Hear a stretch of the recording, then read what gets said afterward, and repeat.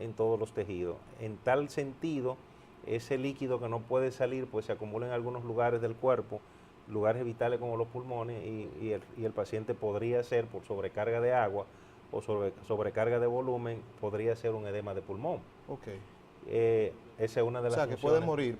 Correcto.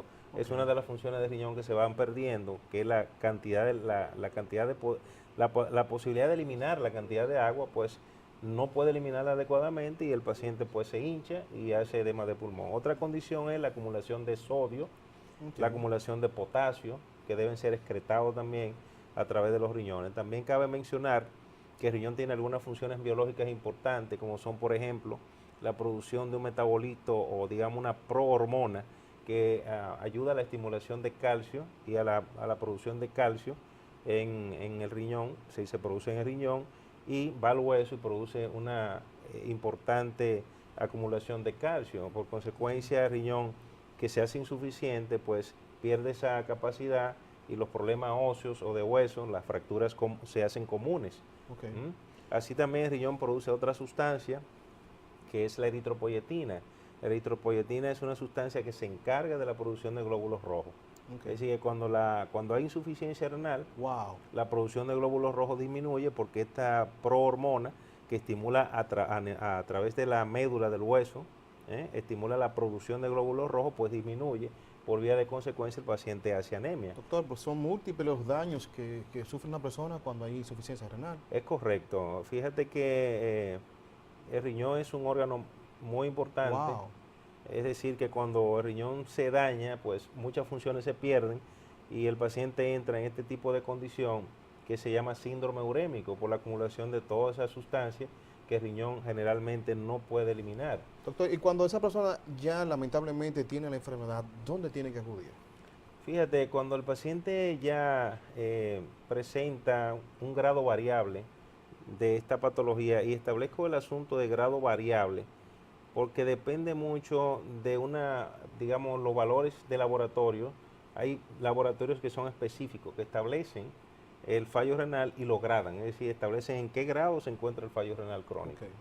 Para esos fines, el nefrólogo es el encargado de valorar estos casos y por vía de consecuencia, pues el nefrólogo considerará cuáles son las analíticas y procedimientos pertinentes a realizar en estos pacientes.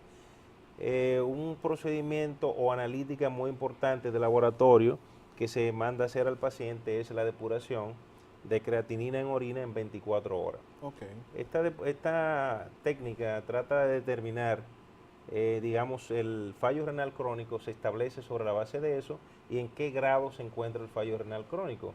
De manera que tú puedes establecer si está en un grado 1, en un grado 2, grado 3 o 4. Dependiendo del grado, así pues se estimará cuál sería la medida pertinente en cada caso en particular. ¿Estos casos se pueden tratar en el centro de riñón que usted dirige? Sí, claro que sí. Bueno, sí, nosotros tenemos ahora un centro nuevo, es el centro de riñón, no es nuevo, ya tiene un tiempo aquí laborando, y en el centro de riñón pues tenemos lo que son los procedimientos para este tipo de pacientes. El paciente en fallo renal crónico, dependiendo de la etapa, como te decía anteriormente, de grado 1 a grado 4, tú puedes establecer un tratamiento, digamos, un tratamiento de prevención, de progresión hacia el fallo renal crónico terminal, porque cabe señalar que el fallo renal crónico en etapas terminales, pues ya, como tú acabas de decir, ¿qué hace el paciente ya cuando está en un fallo renal crónico ya en etapa terminal?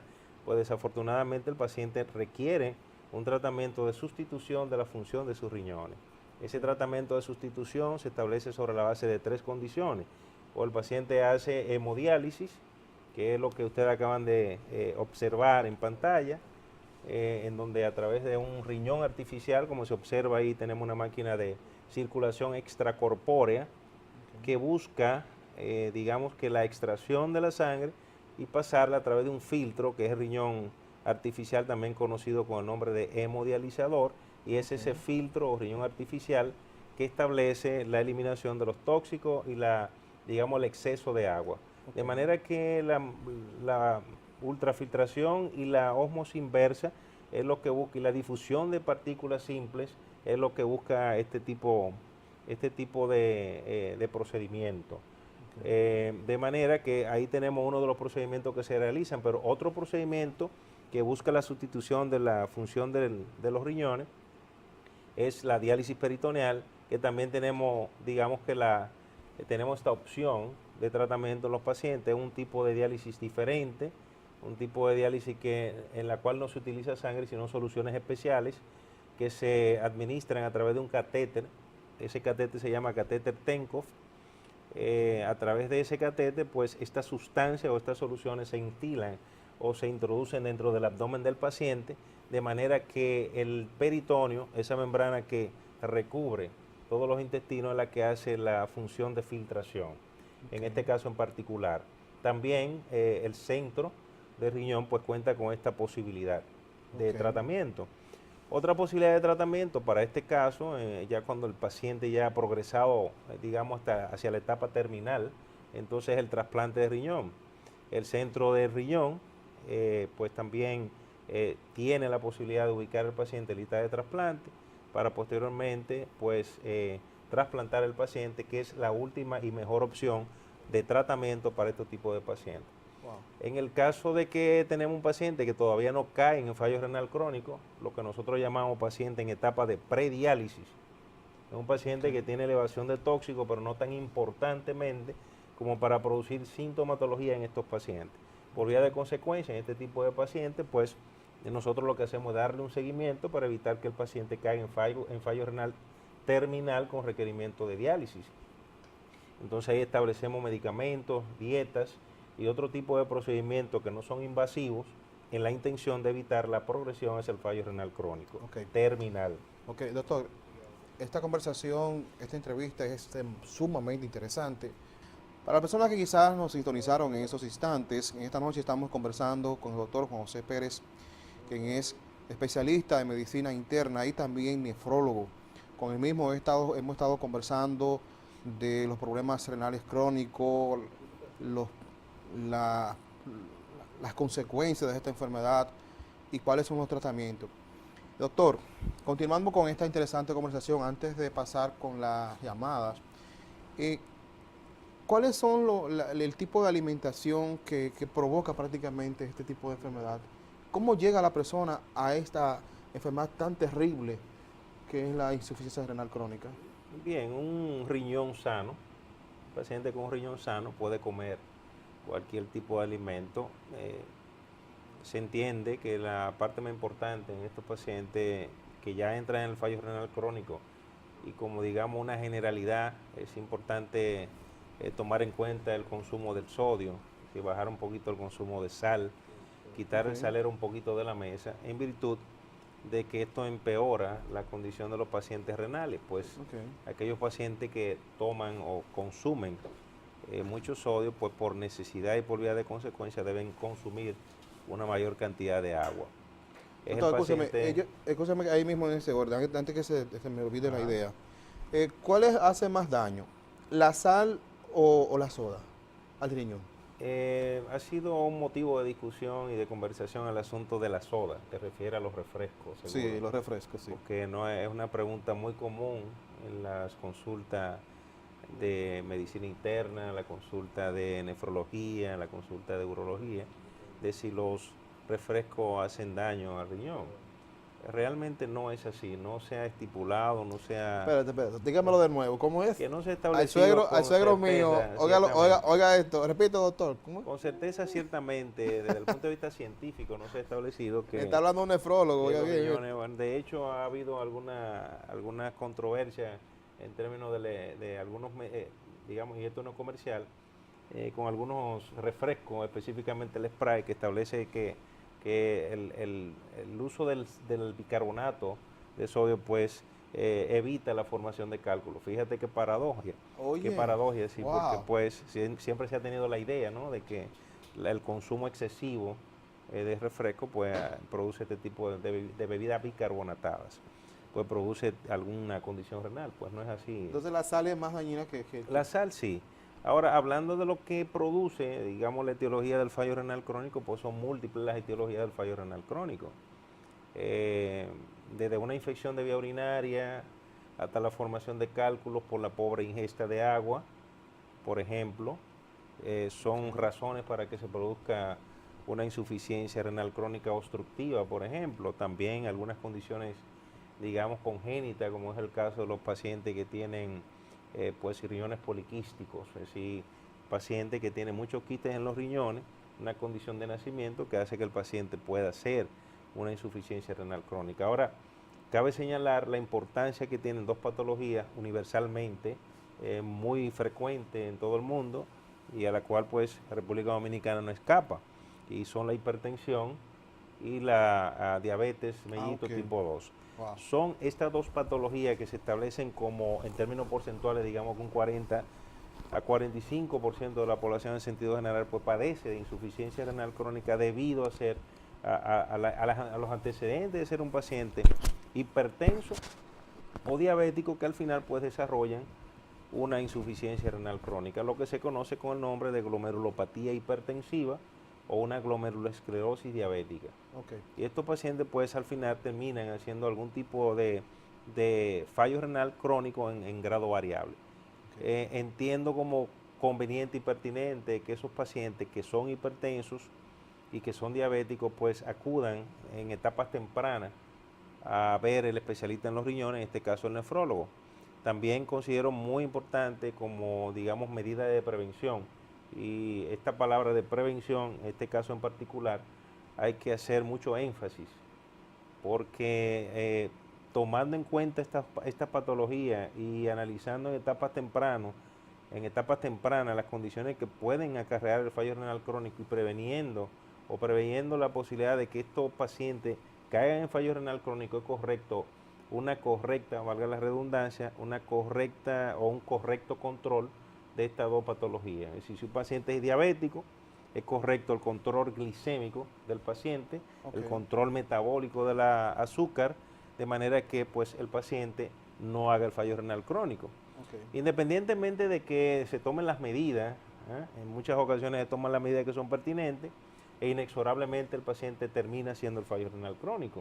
Okay. Pero uno enlentece, digamos así, enlentece la progresión hacia lo terminal, okay, al fallo renal crónico terminal, tomando las medidas pertinentes. Medidas que podrían ser, por ejemplo, la dieta, la corrección de la anemia, son medidas que ayudan a evitar la progresión. Digamos que evitar cualquier tipo de medicamento, eso es un tema. Cualquier tipo de medicamento que sea nefrotóxico, es decir, tóxico a riñón. Okay. Hablamos, por ejemplo, de medicamentos que sí están establecidos. Por ejemplo, se habla de una condición muy común en las mujeres, pues ellas por el asunto del dolor de cabeza, la cefalea, lo que es el PMS o síndrome premenstrual y las condiciones propias de esta condición hormonal, pues estos pacientes pues van a la farmacia y fácilmente pueden comprar un medicamento tóxico a riñón como son los AINES. Son medicamentos antiinflamatorios no esteroideos que producen insuficiencia renal crónica en muchos pacientes. Wow. Quiere decir que, por ejemplo, si tú tienes un fallo renal crónico en etapa, digamos, no muy avanzada y usa algún tipo de medicamento de esta naturaleza, pues entonces el fallo renal crónico avanza. Específicamente, ¿qué tipo de medicamentos puede usted mencionar? ¿Puede mencionar algunos que puede? Sí, sin hablar de nombre comercial, en términos genéricos, hablamos de todo lo que son AINES, antiinflamatorios no esteroideos.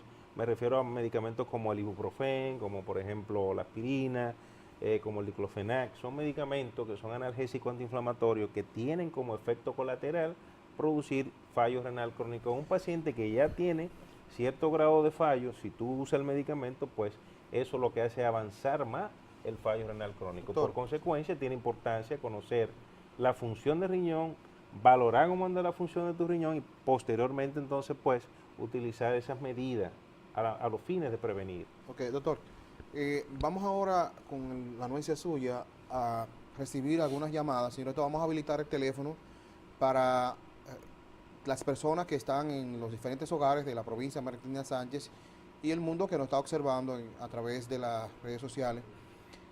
Vamos a ver si podemos habilitar el teléfono para que las personas puedan comunicarse con nosotros y que si tienen alguna cuestionante con respecto al tema que estamos tratando, y aprovechen la presencia de un especialista en el riñón y la medicina interna que de manera gratuita prácticamente.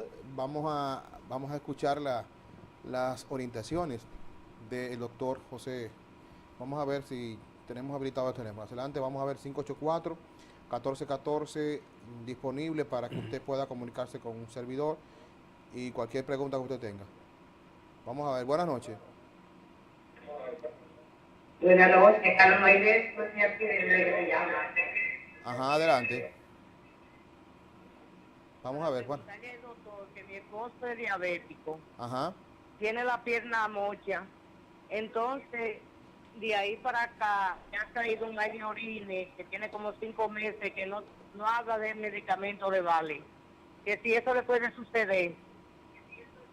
Sí, obviamente sí, es correcto y es bueno saber, por ejemplo, algo muy importante que te voy a mencionar. Fíjate, un paciente cuando ya ha hecho una vasculopatía y ha tenido amputación de un miembro, en el caso de la que me explica la señora, pues ha tenido la amputación de uno de los miembros inferiores.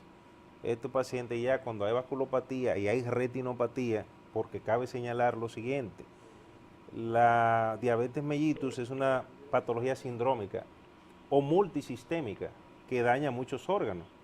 Te daña el pie porque hace una vasculopatía, pero te daña el ojo porque hace una retinopatía. Y entonces un paciente que tiene que estar viéndolo un oftalmólogo. Hace una vasculopatía en el corazón, hace una enfermedad coronaria. Wow, Dios Es decir, y a nivel renal, pues se cobra riñón haciendo una insuficiencia renal crónica. Y se ha establecido claramente que cuando estos pacientes ya tienen amputación de un miembro, hacen edema de miembros inferiores y tienen retinopatía, posiblemente también tengan un fallo renal crónico. Ok, vamos a ver otra llamada. Buenas noches. Sugiero que ese paciente debe ser visto por nefrología. Sí, buenas noches. Solo un poquito, por favor. Miguel, al doctor y a todo el pueblo que te está mirando en este momento. Adelante, por favor.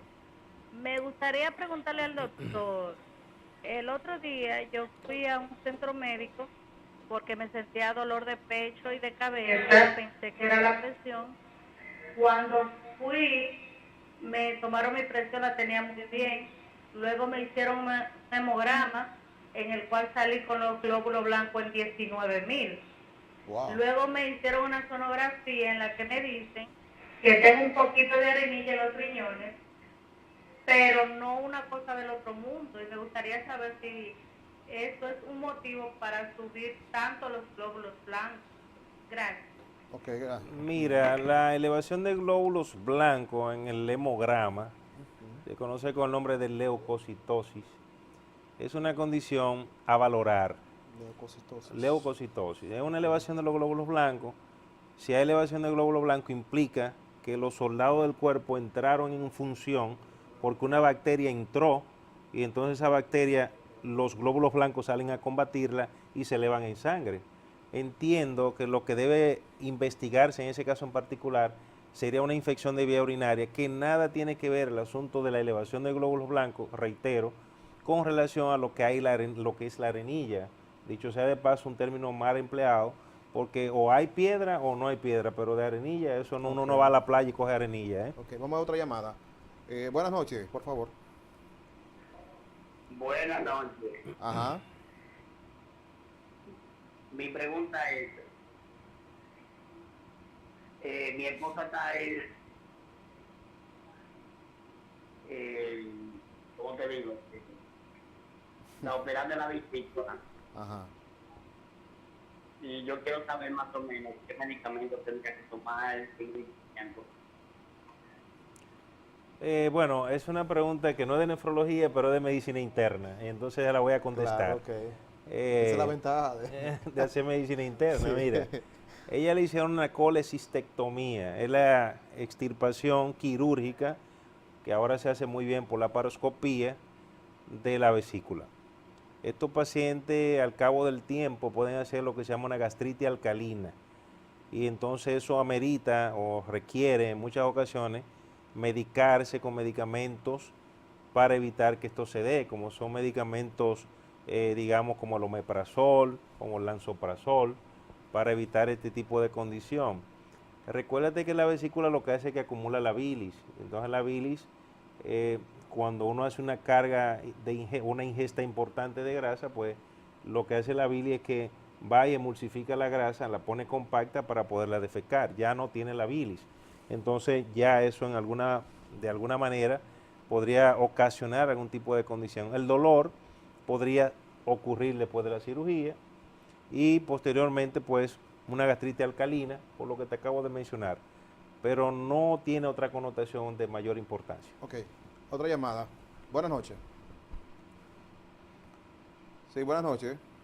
Ese doctor, buena, Ajá. buena. Sí, buenas Buenas. noches, Es adelante. para preguntarte, fui yo la mujer que llamé ahorita. Es para preguntarle al doctor, ¿dónde está? ¿En qué clínica está él?